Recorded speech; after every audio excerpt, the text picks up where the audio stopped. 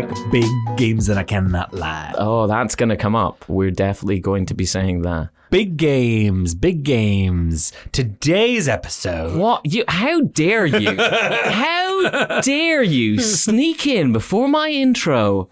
Oh, this is my big moment. This is my big moment. And you sneak in there. You say what you like. How many hands? We're not talking about big games. We're going to talk about tiny games. How about that? Enjoy that.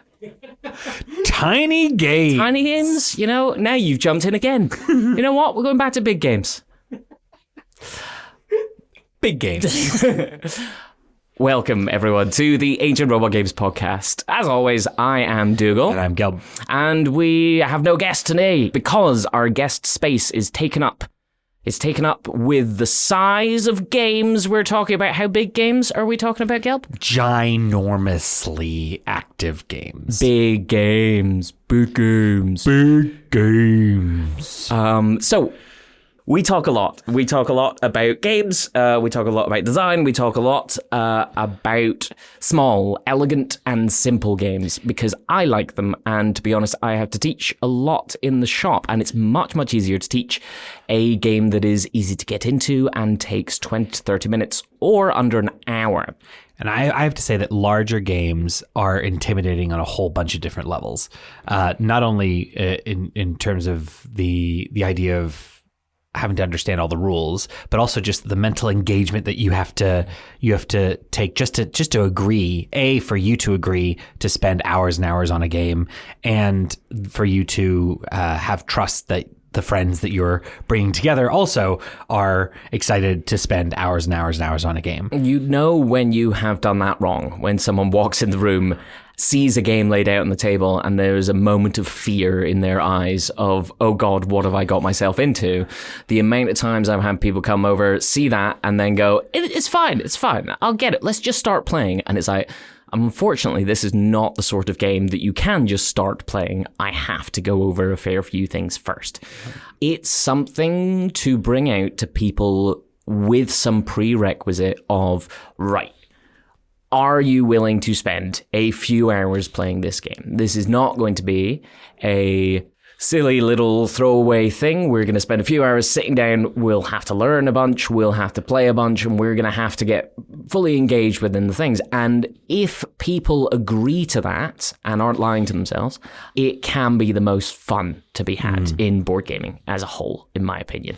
There is something about spending an afternoon, spending an evening, if you've ever played Twilight Imperium, possibly spending a weekend playing a full game and spending that time with other people, that is truly fantastic and kind of unbeatable, in my opinion, of a great way to socialize and have an activity. So I guess there are a couple topics then that I think would be good to dig into. One is, I think, the games themselves, like, just talking through some and why some of these games are so much more interesting by the fact that they take a long time. But then the second thing is maybe just some tips or tactics that you've seen work in terms of if you're listening and you're like, oh, I would love to give it a go, love to give a bigger game a go, but I'm a bit nervous about trying to convince friends and to do that. I have this flashback, one games related and one non-games related. I made the Vietnam War. Just talking symbols and stuff. So board game related to Vietnam War. I mean, that's your flashbacks all the time. No, I had this moment where first year of uni, came back. All my high school friends came over. We had an evening, and I had just discovered Star Trek, and I thought it would be a great idea to show 15 people that had never seen Star Trek the very first episode of The Next Generation, which was awful. And it was a great episode. It was not. I don't know what you're talking Counter about. at Farpoint. How dare you. It was awful. And trying to get a whole bunch of people who didn't want to be there in the first place into this thing. I felt like if this had been a religion and I had been a priest, I would have been excommunicated because of how poorly I failed to read the room in order to bring people in, bring my flock in. I had complete utter failure. And that actual frustration, I think, is quite similar when you might have something that you're really fond of, you really like, and you're wanting to bring somebody into as a hobby. And there's sometimes a bit of pressure that you're put on yourself to make sure that experience is really good. In a previous episode that might have happened days, weeks, months, years ago, depending on when you're listening to this, we were talking about shorter games and how, you want to make sure and games that would be appropriate for people that you've never met. Similar kinds of thought processes go through that. But I think with larger games, there's this added pressure of are we all signing up to an adventure that we're all psyched about, or are we locking ourselves in some sort of purgatory for the next few hours, waiting desperately to get out? So it seems like a bit of a tough thing. So I guess maybe we talk about the games first, but then would love to also understand some tactics about how to think about organizing those games. Well, I definitely think that is a really important thing to not rush into with people, because it is something which can be so intimidating. Yeah. If you're really into a hobby or something like this, you're really into pottery, you're making bowls, you don't expect someone to make a fine china vase their first go out with a potter's wheel. I don't even think that's how china's made. This is how little this allegory is working, is I don't understand pottery. Regardless, you'd be bowled over. Andy's back. You've thrown me. Hey. I know, I'm killing it. So anyway, we often get into something ourselves and then go, I want everyone else to be into this. Let's throw them in the deep end because that's where I'm at. And I honestly think that happens a lot and puts people off board games. Yeah. And it can be really difficult. I do also know some people who their first games have been big, crazy games, and that has got them into it. So I think it is judging the person hugely. Yeah. But I also think that there is something to be said for starting with big games as a cooperative experience, as opposed to a competitive one. Competitive games, often with a bigger game, whoever knows the game most will probably do a little better than other people. With a cooperative game, you're all working together, or something called a one versus many game. Something like a game called Nemesis, where one person's a big alien and a bunch of other people aren't. Even something like Escape from the Aliens in Outer Space, which does have a few people being aliens and hunting down some other people. It's a bit bigger, but actually it's very accessible as how to play these things. And I think starting with those ones with either a slightly lower rule prerequisite knowledge, or something which is purely cooperative so everyone can help each other, is often a way to get people into bigger games and get people really engaged in what that means. Is it about points that people get at the end of it?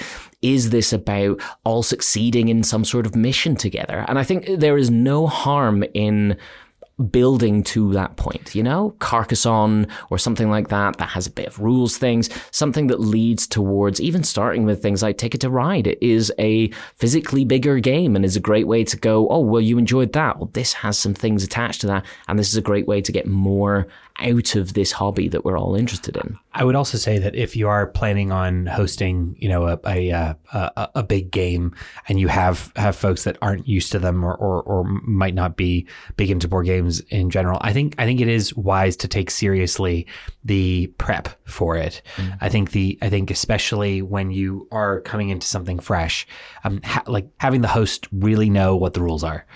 So that you're not all trying to fumble your way through at the same time. The host not underestimating the fact that if folks don't know the rules, they will be confused. That's a common thing too, where you'll say, don't worry, you'll get it, and someone gets it in their head that they just won't, and that just makes them a bit frustrated when random things seem to come out. Mm-hmm. So I think taking a few precautions just to make that a bit serious, or to take that seriously, I think is wise. I think you can liken it to the opposite of something like a one shot or something to do with RPGs, where oftentimes because it is theater of the mind, there's a lot of yes, we're going to be here for a few hours, but someone's keeping me right. I don't need to have read the whole book. We can get going. And there's actually, ironically, there's a little less in terms of buy-in needed in order to get, to get started than otherwise. Other thing is like, really know what you're getting into. So like, I think I've been part of some games where like, we were given a lovely game. We were given Battlestar Galactica as a present, and by friends who were not board gamers. Neither were we, and we were all quite excited. And they gave it to us at 10:30 at the end of the night, and we were like, oh well, let's have a go, shall we? And we then didn't feel like we could finish. We could stop because we had to finish the game, and it was I think 3:30 in the morning when we were done, and none of us were having fun, even though we all were like, oh, we have to. And it's an interesting game, but never played it since because of that. It is. There is a time thing for bigger games, and often that time lies to you. The worst thing, which I think a lot of board games are actually guilty of, which is here's the time it takes to play on the box. And that is a massive lie. It's usually first game twice that, if not more, for different games that are there. I can't remember which version of Twilight Imperium it was, but it was like 45 minutes per player. And it's kind of like, no, I'm afraid not. That is a full day of game. It's a difficult thing to get people engaged into the idea of doing it. But I think once you have a group and that's why I would go with cooperative things, because there is someone who can lead you through it and everyone is doing it together, or one versus many where the person who knows most about the game is the person who is trying to hunt you down, because you are all working for something and can have other people help. I think there's a fantastic game called Terrorscape, which is a one versus many game. There's a killer and then there's people running around the house, which has a big mansion built in between it. And it's really good because the killer doesn't know where anyone is, but everyone else knows where the killer is. So it's a fantastic, like, first time bigger game because the majority of the group has almost full knowledge. It's the one person who doesn't, but they are the person who is the antagonist. So that is a great way to do it. But once you do have this group who people are willing to get into it and are aware of what it's going to be, I think that can be truly fantastic. And there's so many games that you could go towards for that side of enjoyment. And I think it is something to build towards, as I mentioned before. But because there are so many offerings, there's definitely a few that I would point people towards. Yeah, let's get it. When it comes to the cooperative side, Pandemic, I think, is a very straightforward to learn-ish game. There's a fair amount of bits and pieces that go with it. It is going to take a couple of hours to play, but it is a purely cooperative big game experience. That has then spawned a whole bunch of other things that sit on that same thing of dealing with an issue that is coming up and getting worse and worse over time. Things like Spirit Island has got to be one of my favorite co-op games of all time. Popular. It's so good. Everyone has their own unique spirit with their own deck of cards that they are playing, using their own energy and card plays, but working consistently and constantly with everyone else on the table, where you are called River Surges in Sunlight or Vital Strength of the Earth, not like Steve or anything else like that. Sorry, Bill. Yeah, sorry, Bill. And you are trying to terrify and get rid of colonists who are coming onto your island. Not only is it thematically fantastic, it's incredibly enjoyable as to what it's doing, and you have the constant interaction with other people. That game is also going to be probably 2.5 hours, I imagine, and much, much longer on your first playthrough. How about like really long games? Well, the biggest of big games. A game that you're really probably going to be, like cricket. You're going to be breaking for lunch, breaking for tea. The classic game, talking about really, really big games that any board gamer who plays a lot of games will know of, if not have played, and will always want to play again when they find a spare weekend, is going to be Twilight Imperium. Twilight Imperium is well known in the industry for being the biggest of big games. This is a game where you're all a specific, unique alien race that has a goal or goals to get as many points as possible, which might be, and often includes, taking over a lot of the galaxy, where you will be essentially almost auctioning off different actions that you will be playing on the turn. Not entirely, but there's a lot of diplomacy attached to the game itself, of agreeing with other people. I think most games of TI that I have played, there has been at least a few moments of going, right, me and so-and-so, we're just going to go into the other room and have a quick chat for no reason whatsoever for the next kind of 10 minutes, and then making diplomatic things and coming back in the room and realizing other people have done the same. There's a goal of taking over the center of the universe, Mercator Rex, because it gives you the most points, but also maybe that's a trap in itself and you should go around taking over other people's planets instead. Genuinely a brilliant game with so much buy-in rules-wise. Some of which is very focused and quick, and some of which takes a lot more learning. It is now on its 4th edition, and I think 4th edition is probably the cleanest to learn. Even so, I haven't had a game of TI that has lasted less than 5.5 hours. And that was a quick game with only 3 people. Most games are a full day, if not a full weekend. I know people who hire out cabins for a weekend just to play one game of Twilight Imperium. So maybe distinguish between some big games versus some hard games to learn, because I imagine there are some big games that will take a long time, but you'll get up and running pretty quickly, versus those who you will be consulting the rulebook, quite often, and repeat plays will make you feel will be beneficial because you'll know more of the rules, but the experience between first play and second play is quite a big jump, I mean, there's quite a few. I think that's the big issue with big games. Are there any that you think of that the rules themselves are actually are relatively elegant in terms of shortness, but the game itself is it's setting up for some epic journey that we all know is going to take a while, but we all know how it's going to work pretty quickly? I think your cleanest version of that will probably be something like Great Western Trail. This is a game where you get a bunch of cows and then you're shipping them off to Kansas. That's the main thing, or from Kansas City off to other places. That's the main conceit of the game. However, there are different points on the map that you will move to, and then you will do actions attached to those, which might be buying or selling cows. It might be moving some other things around the board. It might be hiring some more workers, moving things around the board. Yep. Might be hiring more workers of different types to work on the railroad. It might be gaining station masters or moving your train further along the train track. Steering yourself one way or another.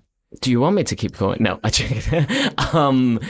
it has so much to it, but every part of that is important. It is a game where absolutely everything for the rules is printed on the board. I have never seen anyone play Great Western Trail and then not being able to half the time playing it the second time. And it's really enjoyable because there's no perfect way to win the game. There is no one route. There is a variety of randomized things at the start of the game, as well as things that change during the game. You can build extra things, which means when other people land on it, you charge them rent, essentially, for going past it. There's a lot of bits and pieces to it, and the first learn of that is quite a lot. The rulebook is about 20 minutes to read out, wow, and every bit is important to read out to people. And once you start playing, you'll maybe have to go to the rules a couple of times, but the second playthrough of that, you do not have to look at the rulebook. It is purely everything is there. Your decisions are still important. You still have those different goals and different ideas of what you could do. You still see someone else doing something and go, I should be doing that, while they're thinking the same about yours. It's a consistently engaging game that doesn't actually get detracted from knowing those rules. But because it's all on the board, a little bit like something like Brass Birmingham as well, which again seems like so much when you're getting to it, but really what you're doing on your turn is choosing a couple of cards to play and then making a decision based on that. So I think there's a lot of those like big games that are not actually as big as they seem, but you do have to go through those rules, because the last thing that you would want is someone to go, oh, well, I wouldn't have done that if I'd known that that was going to be the case. And that happens a lot in that first playthrough of games. And I think things like Brass Birmingham and Great Western Trail do fall down a little bit in that, with it being not the most obvious thing. I think Brass Birmingham has some bits and pieces with like where you're using coal from, where you're using iron from. When things are used up, they flip over and you'll get victory points for it. But it's not the most intuitive way of doing it. But once you get those rules, it slowly becomes intuitive. But that first playthrough can be a bit of a burden. But those are the big games that I would go to that sit on that kind of, actually you're only looking at 2.5 hours-ish for a game. It's not all day that you're playing it, but that experience is consistently engaging throughout. I find it very difficult when there's a lot of big games, but a lot of it is sitting back and thinking, or you're not engaged in everyone else's turn. And I think those two games definitely kind of sidestep that with have the simplicity of action that is based upon it. There's also an awful lot of space-based big games, which is fun to say. But things that, like, slightly lesser in timescale, at least, than Twilight Imperium, I would say Eclipse, Second Dawn of the Galaxy, does a lot of what Twilight Imperium does, but in a more action-focused way, I think, that only takes kind of 3-ish hours to play. Again, separate alien races, you're building spaceships, you're moving, conquering the galaxy, but it has a less focus on diplomacy and kind of talking with other people, and a bigger focus on doing things like building blueprints of, or filling out the blueprints of your specific types of ships. So when you put extra weapons on it, it now affects all of the types of ship that you already have on the board for that. Really, really engaging, but also a fair amount to learn. But it's really put together well with the game trays that it comes with. So the game comes with your own faction thing with resources around it, which means that keeping track of things is all right in front of you. It's not stuck in your brain and you don't have to remember, oh, this rule and this rule and this rule. All of that in front of you simply makes it easier to get into a big game for the first time, but also to learn more of it in the future. I think there's things as well. The other big space one I would like to mention, just because I think it's spectacular, is a game called Ascending Empires, which is also another, hey, let's take over the galaxy and look at things and go for stuff. But it's played purely dexterity based, which means you have little discs of spaceships and you have to flick those discs into orbit of planets where they will bounce off. Again, if you're attacking someone, you need to flick your spaceship into their spaceship. It creates a large 2.5 hour big take over the galaxy thing, but not based around just the decisions you make, but your ability to fulfill those decisions by flicking things across the board. And it's genuinely brilliant. And I think it's always good to see a new mechanic in these things, not just kind of a worker placement thing or how you're doing your resources or things like that. Not a space game, but one that I think trips a lot of people up is a game called Root. Oh, yeah. Root is made by Later Games. It is Kyle Ferrin's art, which is some of the most beautiful in-board games and fantastic, where you are tiny woodland creatures who are actually allegories for empires and guerrilla fighters and old aristocracy. It looks so cute that I think people fall into the, oh, well, this is going to be really nice and easy to play. But actually, it's one of the biggest learning curves, I think, for games that it is. Now, it is truly fantastic, but even though it's all played on the same board, every faction plays almost completely differently. And because of that, your best game of Root is probably your 5th to your 10th game of Root. Even the first 3 games you play, you probably won't be getting all of the things you need. And it is one where you will be dipping into the rulebook quite a lot for those ones. But it is constantly engaging as well because there's a huge amount of conflict with it. I think later games do quite a lot of this, I guess, obfuscation of the complexity of it with some very cute art, but also having a really deep gameplay with what can actually come up in the game and how those factions interact with each other. Because it takes you a lot to learn how to just play the faction you're playing, but also how that is going to interact with other people. In fact, you're essentially racing towards your victory condition while other people are doing the same, and your racing towards stuff gets in the way of other people doing theirs. So it creates creates inherent conflict due to the game design, rather than, I'm just going to attack them because I want to, because I want to take over their thing. It is because it's what you need to do, but it creates a very conflict-heavy game. And if you're not getting into conflict with it, then someone will just run away with it because no one is stopping them do it. So I think Root is also probably, I would say, one of those games that actually is best at the most repeated of plays. The people I know who are enjoying Root the most at the moment have been playing it for years and will always pull out and play it. And I think it sits on that same kind of angle as the old Games Workshop Fantasy Flight games like Forbidden Stars and Chaos in the Old World, where there's a lot going on, but the more you play those asymmetric factions, the more you get out of it, and those rules become ingrained very, very quickly if you're engaged in the game. So oftentimes you have the trope that modern games are more sophisticated when it comes to the elegance of mechanics and gameplay, and whereas older games like Monopoly and Risk and some of those, old Games Workshop stuff, but the stuff from the 90s, that the mechanics are seen to be quite heavy-handed or poorly thought out, or a variety of other complaints that make games feel one-dimensional.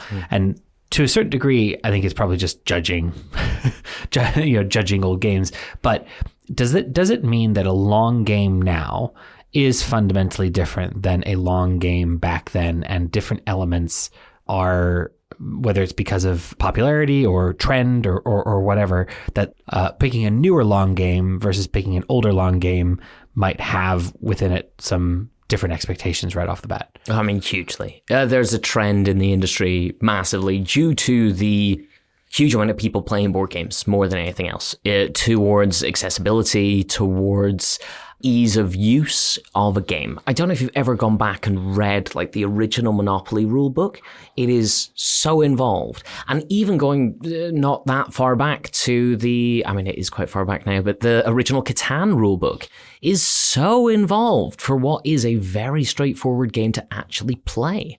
And I think it's the way that rules are written as much as anything that drives this complexity. Games are more accessible now. People are more focused on, because there are so many more games out there, well, what can I do to make my game better? And a lot of it is the actions being more instantaneous and being more involved in the game on everyone's turn. I think back in 90s and things like that, there was a certain type of person who was the person playing board games, which is usually unfortunately male over the age of 35, who was very focused on things like military war games or miniatures games and had come from that side for a bigger board game.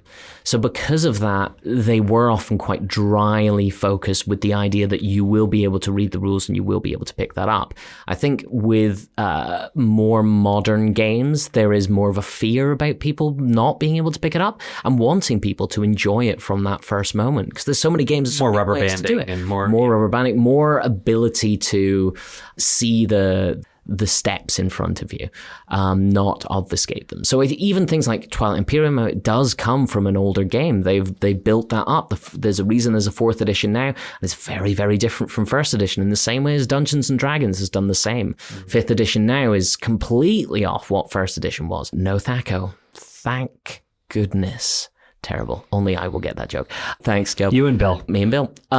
It's the industry has changed, but that means that the more complex and longer games that are coming in are usually focused on something a bit different mechanically. I mentioned Nemesis earlier, for example, which is a really, really good, someone is an alien, other people are kind of either hunting down that alien or trying to not be hunted down.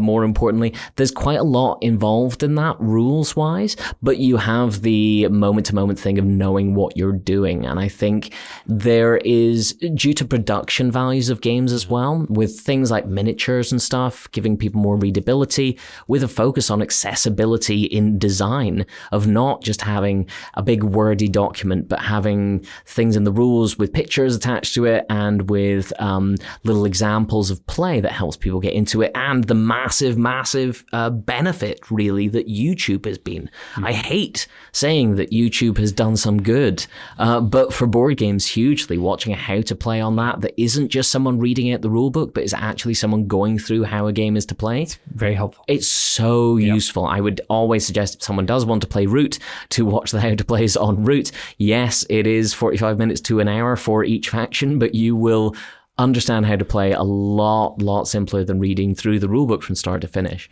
So I think games have changed a lot, and I think a big game nowadays will probably be moment to moment more engaging for every player than a big game back then. I think even looking back on things that were very self-focused and almost puzzly, things like Agricola, they are very different. These bigger Euro games nowadays have a much bigger focus on the wider picture, and therefore have usually been able to put a few more mechanics and other bits and pieces with this kind of almost mini game like style that they have with a lot of the worker placement and heavy Euro games, which just makes them more entertaining for people to be able to sit down for 3 or so hours to play. So then kind of last question, but are there some larger games that you've either read about or maybe been checking out that are trying something quite different and new, even for modern games? Maybe not necessarily well, but like, are there some interesting things that people are trying that you're seeing either coming out or hearing about folks, looking at? Sure. I think Kickstarter is the main space for that, really. Gloomhaven, of course, being a big success story from Kickstarter. A lot of people are still kind of chasing that, I think, and working within that campaign style of things. There's a recent one it's just finished its Kickstarter for its second edition, called Sheol, S.H.E.O.L. Probably dot at the end. This is a cooperative game with one of the most interesting sort of sci-fi-ish universes that I have seen, with different factions and things involved, about being kind of underground or at least in the darkness, and you are playing cooperatively against swarms of things as a little almost tower defense, but you're using light paths or lighting up light paths so that you can get to other things, which has more story things and more items and other bits and pieces attached to it. The interesting thing with that is that the light that you're using to light up these things is also your ammunition and also essentially your life as well. So it has this interesting tension attached to what you're doing is also making things harder for you, but is necessary to deal with all of these swarms of things. It also has a very heavy campaign element, and I think that's where a lot of the modern bigger games are going, is down this not legacy side of things, which I think a lot of things has kind of fallen down with putting stickers on a map and only one use that Gloomhaven has done, but instead a kind of campaign thing where you will be reading through parts of a book or you will be taking cards out, but you might not necessarily be ruining those things to play the game, and hopefully you'll forget about it in 10 years and play it again. Although the legacy thing is not something to run away from. The King's Dilemma, well, more recently, The Queen's Dilemma, the sequel to it, will be coming out at some point this year or possibly next, which is super interesting. The King's Dilemma was a highlight of my gaming thing, where you're choosing a different house and you are working through ethical problems as well as interesting decision stuff, not just how you feel ethically, but what your house is focused towards. And that has some fantastic things that I will never spoil for anyone, because it is one of the coolest experiences to ever play. With the Queen's Dilemma, well, King's Dilemma was about 60 or 70 pounds and had loads of gameplay. We came back to it week after week and finally finished it, and it was brilliant. Queen's Dilemma is looking at over twice that financially. I think it's £145, something like that. So I cannot imagine what this is going to be involved in, but is doing something really interesting where you have those decision things of these event cards and stuff coming out.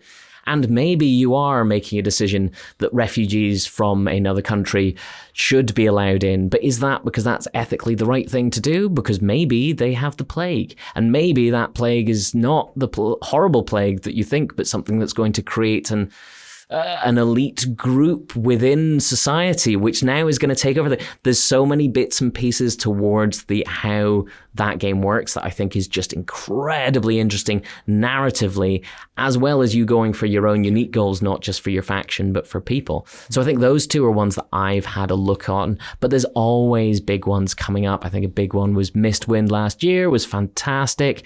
Iridia recently has come out. I've heard nothing but good things about.